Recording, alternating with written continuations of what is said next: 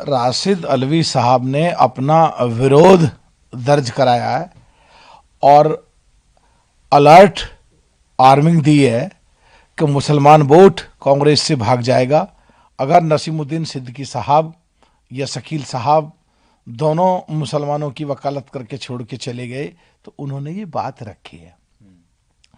वास्तविकता पे जाएं तो 1947 के समय मुसलमानों की करीब 24.5% हिस्सेदारी थी हर चीज में, चाहे वो बिजनेस हो, नौकरियां हो, जजेज हो, ऑफिसर्स हो, हर जगह। और 2014 तक आते आते वो 1.5% रह गया। तो कांग्रेस ने कुछ करा नहीं मुसलमानों के लिए या दलित के लिए भी, वो सबकी समझ में आ गया अब। और अब वो वापस 2025 तक करीब 4.5% उठ के आ गया। तो वो वोट किस चीज पे मांगे कांग्रेस के मुसलमान नेता, उनकी सुनी नहीं जाती जो वो बात करते हैं, इसीलिए सारे छोड़ छोड़ करके जा रहे हैं। और मुझे तो लगा है जैसे नसीमुद्दीन सिद्दीकी छोड़ के गए, जैसे शकील साहब छोड़ के गए, और बहुत सारे लोग छोड़ के गए, तो राशिद अल्वी साहब भी कहीं ऐसा ना हो आने वाले समय में छोड़ के चले जाएं। ओके सर, तमिलनाडु के सीएम एमके स्टैलिन ने कहा है कि हिंदी का तमिलनाडु में न कोई स्थान था, न है, न आगे रहेगा। स्टालिन साहब जितने भी बयान देते हैं वो सेल्फ सेंटर्ड होके खुद को क्या शूट करता है उसको ध्यान में रख के देते हैं।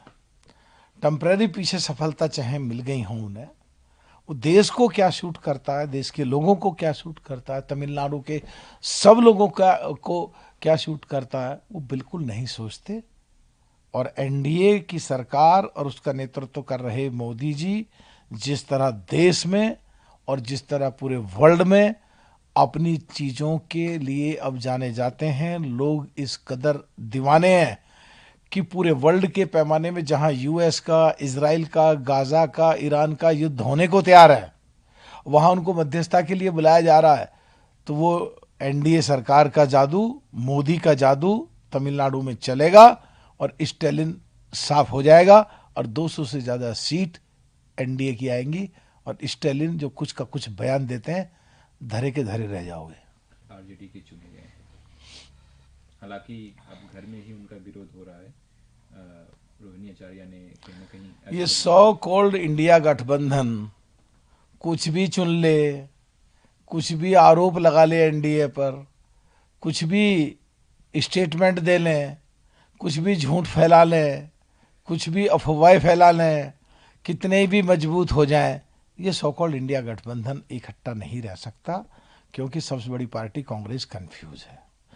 इसलिए देश के हर प्रदेशों में इनकी लड़ाई है।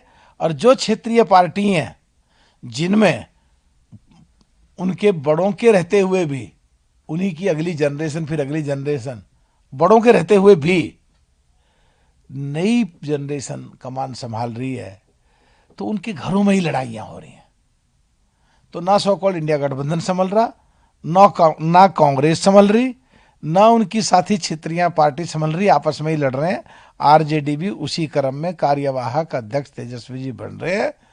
लोगों को ये चीज हजम नहीं हो रही, उन भाई बहनों में ही ऐसी स्थिति हो रही है, उस पर चर्चा ना करी जाए, उनके परिवार का मामला तो ही अच्छा है। राहुल गांधी भारत और पूरे देश में जो पॉल्यूशन की स्थिति है उस पर अपनी चिंता जाहिर की है। राहुल गांधी जी पॉल्यूशन पे चिंता व्यक्त कर रहे हैं, और देखने में और सुनने में तो ये ठीक लगता है, और इसका समाधान होना ज़रूरी है।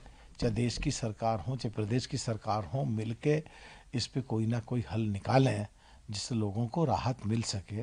पर राहुल गांधी जी अब प्रश्न उठा रहे हैं बार बार बार बार, बड़ी अटपटी सी बात लगती है। कांग्रेस की सरकार थी जब तो ये एक दिन भी नहीं बोले। लगातार पिछले दिनों 15 साल दिल्ली में कांग्रेस की सरकार रही, और देश में भी कांग्रेस की 10 साल सरकार रही, 4 से 14 तक, और पहले शीला दीक्षित की 15 साल रही। जब पॉल्यूशन नहीं था, जब तो एक दिन भी नहीं बोले, इन्होंने कोई सलाह नहीं दी, कोई सुझाव नहीं दिया। सेंटर में भी सरकार इनकी थी, दिल्ली प्रदेश में भी सरकार इनकी थी। तो क्या ये केवल विरोध करने के लिए ही बोलते हैं या हाथी के दांत दिखाने के और खाने के? और जब इनकी सरकारें आती है ये चुप बैठ जाते हैं। जैसे हमने कहा है कि वाकई समस्या तो है और मिलके काम करना चाहिए, ऐसे तो कभी नहीं बोले ये राहुल गांधी जी पहले।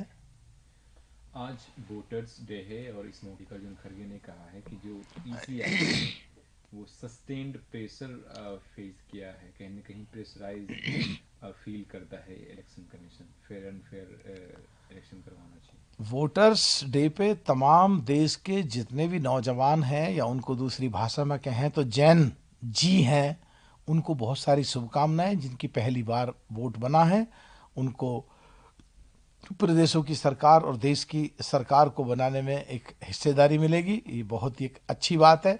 और जहाँ तक खड़गे साहब इस पे बोल रहे हैं, ये कहते कहते कभी चौकीदार चोर, कभी वोट चोर, कभी वोट चोर गद्दी छोड़, अपनी लुटिया तो डुबोली, फिर भी उसी पे बोल रहे हैं। अरे अपने गिरेबान में झांको, ज्ञान बांटो मत हमें, ज्ञान को खुद ले लो, आत्मचिंतन करो, आत्मविश्लेषण करो, अपने गिरेबान में झांको, आत्म मंथन करो। 3 साल तुम पर अध्यक्ष तक तो बढ़ानी, उसको सोचो। तुम सो कॉल्ड इंडिया गठबंधन पूरी सब पार्टियां एक नहीं रखी, उसको सोचो। तुम्हारी क्षेत्रीय पार्टियों में हर जगह तुम्हारी लड़ाई हो रही है, उसको सोचो। कांग्रेस के अंदर गुटबाजी हो रही है, लोग छोड़ छोड़ के जा रहे हैं, उस पर सोचो। ज्ञान मत बांटो, ज्ञान को अपने लिए इस्तेमाल करो और विपक्ष की जो जिम्मेदारी होती है खड़गे साहब उसे निभाओ।